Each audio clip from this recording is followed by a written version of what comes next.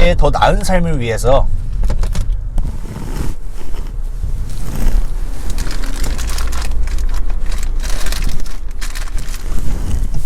자, 이 저축이라는 게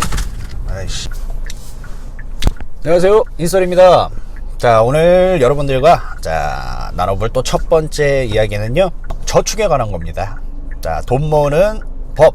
저는 예전부터 그 저축을, 적금 같은 거 있죠. 네, 그런 걸 많이 해봤어요. 근데 만기된 적이 한 번도 없습니다. 이게 돈 쓰는 재미를 포기하고 요런 본인의 의지로 이렇게 저축을 한다는 게요, 굉장히 힘든 일입니다. 쉬운 게 아니에요. 그래서 저는 매번 중간에 실패를 했어요. 네. 그래서 이렇게는 안 되겠다 싶어 갖고 제가 생각해낸 방법이 있습니다.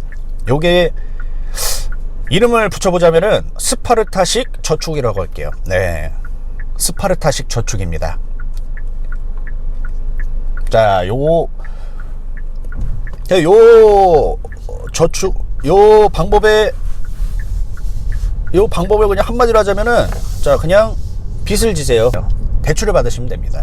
아까도 말씀드렸다시피 저축이라는 게 이게 본인의 의지로, 네, 진짜 쓸 거 안 쓰고 사고 싶은 거 안 사고 참고 본인의 의지로 이를 모아나가는 과정이잖아요. 근데 대출은 성격이 좀 틀려요. 이거는 강제적입니다. 이 강제적이라는 게 매달 약속한 상환금을 안 내면은 굉장히 큰일이 나요. 네, 그쵸? 신용도 조금 떨어지는 그런 정도의 문제가 아니고 큰일이 납니다. 그래서 저는 적금으로는 이게 모이지가 않는데 대출을 받으니까 금방 이게 모여졌어요. 예. 제가 목표로 한 금액을 금방 모을 수가 있었어요. 자, 여기 또 대출을 받으라고 제가 이렇게 말씀드렸다고 막 아무 사치니 뭐니 이런 카드론이니 고리 대출을 받으시라는 말씀이 아니에요. 예, 오해하시면 안 돼요. 자, 요 제일 좋은 방법은 나랏돈 이용하는 겁니다. 예.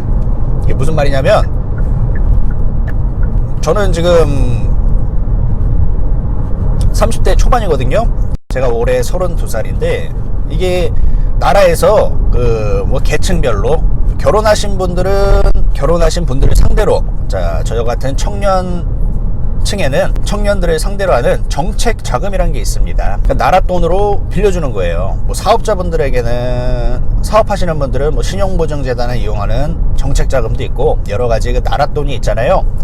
이런 걸로 이용하시면은, 신호위반 과속단속 구간입니다. 이런 걸로 이용하시면은 일단 이자가 굉장히 저렴합니다. 자, 예를 한번 들어볼게요. 자, 제가 올해 30대 초반인데요. 네, 제 나이 또래 분들은 보통 독립을 많이 하셨을 거예요. 부모님하고 같이 안 살고, 그죠? 네, 독립하신 분들은 자, 이제 나와서 월세를 살게 됩니다. 네, 저는 처음에 분당 미금에서 제가 월세방을 처음 얻었었는데 그때 당시 500에 45만 원이었어요. 원룸이. 네, 월세방을 만약에 살고 계시는 분들이 있어요. 자, 그런 분들은 이제 아까 제가 말씀드린 정책자금 있죠, 나랏돈. 예, 그거를 빌리시는 거예요. 자, 내가 만약에 500에 45짜리 원룸에 살고 있다.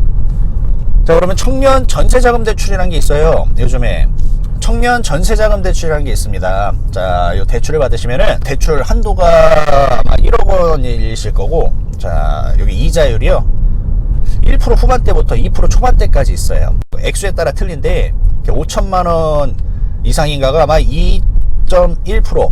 네, 그렇습니다. 그럼 봐봐요.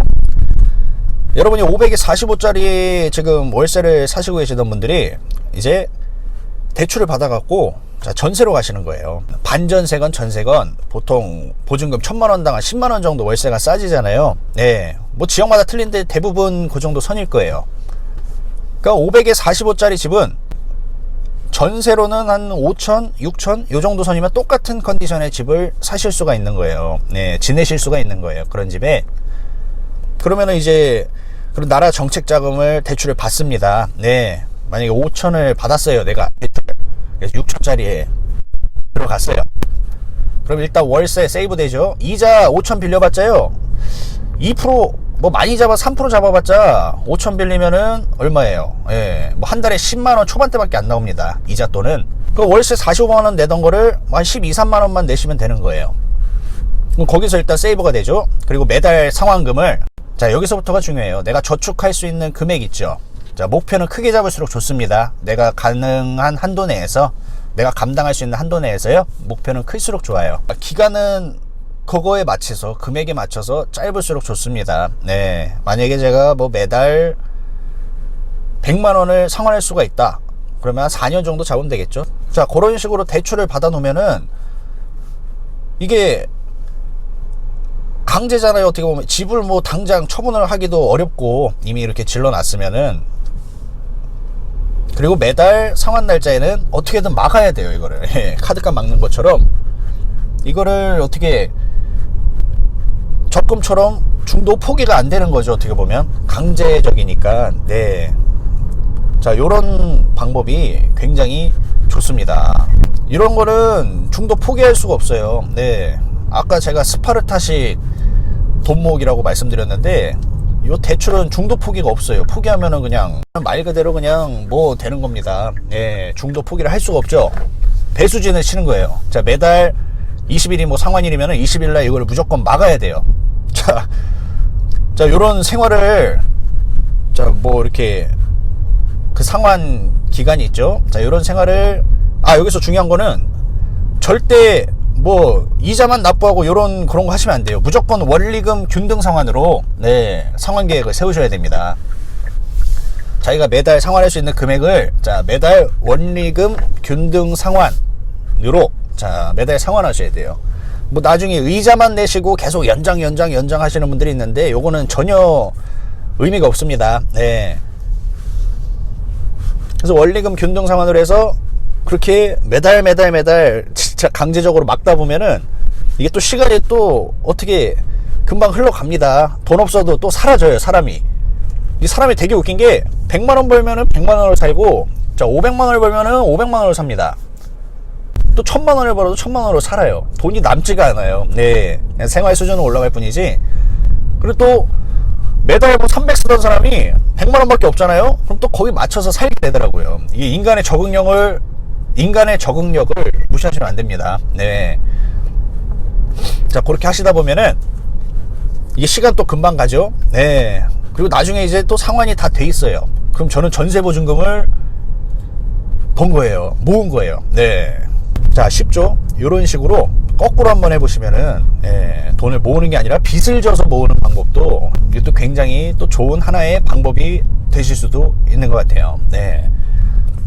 요즘 같은 이런 저금리 시대에 또 한 번쯤 생각해 볼 만한, 자, 그런 방법인 것 같습니다.